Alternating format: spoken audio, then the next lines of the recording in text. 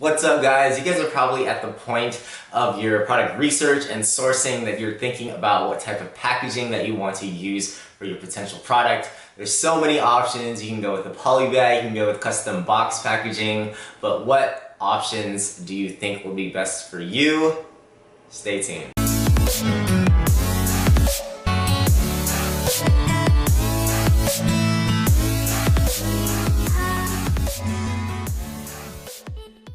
What's up, guys, and welcome back to the Prestige Amazon FBA YouTube channel. If you guys are new here, my name is Andy. I put out YouTube content twice a week just for Amazon FBA sellers and people looking to get into the Amazon FBA business. So if you guys are new, please be sure to subscribe. I put out videos again twice a week, so I'm sure that you guys will benefit greatly from this channel, or that is what I am hoping. But without further ado, let's get into it. If you guys haven't already checked out the Prestige Amazon FBA 2019 cheat sheet, please be sure to go do so down below in the description. And also, if you guys haven't already checked out my Facebook group, it's super active, growing real quickly. You can ask any questions that you have on Amazon FBA specific topics. Go ahead and check out Facebook by typing in Prestige Amazon FBA Mastermind, or again, you can check that down in the description below.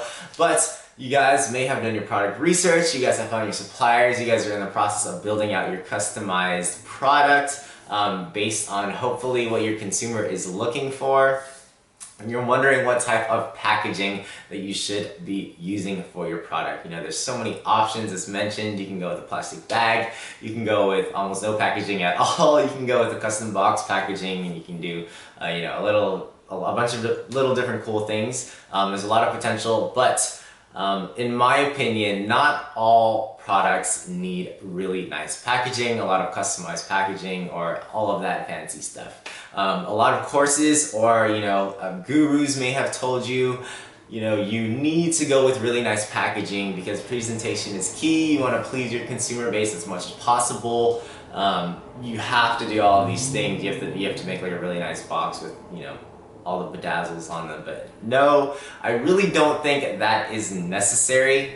This was definitely my point of view, especially just starting out. I needed to put out a product, I needed a really nice box packaging, I needed to go that extra length to please my consumer base and have a really nice box. But you guys, at the end of the day, your consumer is buying your product for the products, and chances are if you spend 50 cents on a box packaging, it's gonna end up in the trash. So if you guys can, in my opinion, definitely take into account the different costs. If it's going to benefit you in terms of profit margin, I wouldn't go so far as to creating box packaging for your product if it doesn't really make sense.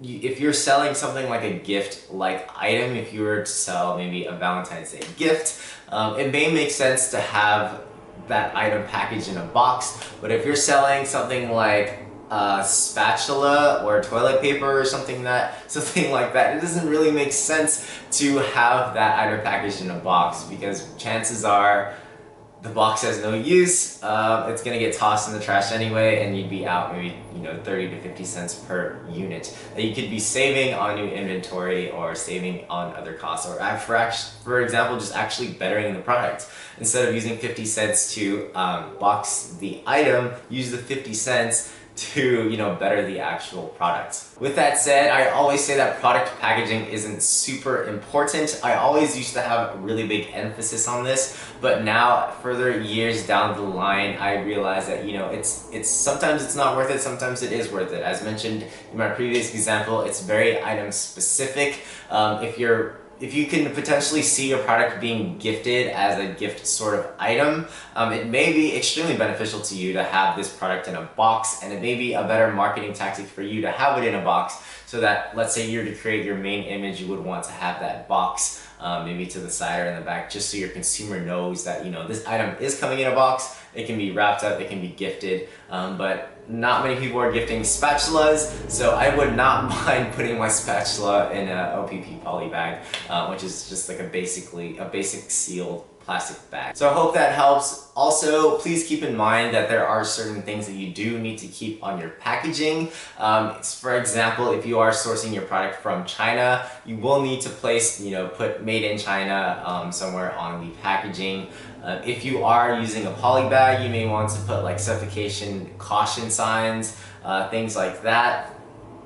And don't forget your FNSQ code. You do need that barcode to be placed on the outside of your packaging. And any details that you may want, if you do go with the plastic bag or if you do go with the box packaging, you want to have the details either in the bag, on the outside of the box, inside of the box. You guys will be the judge of that.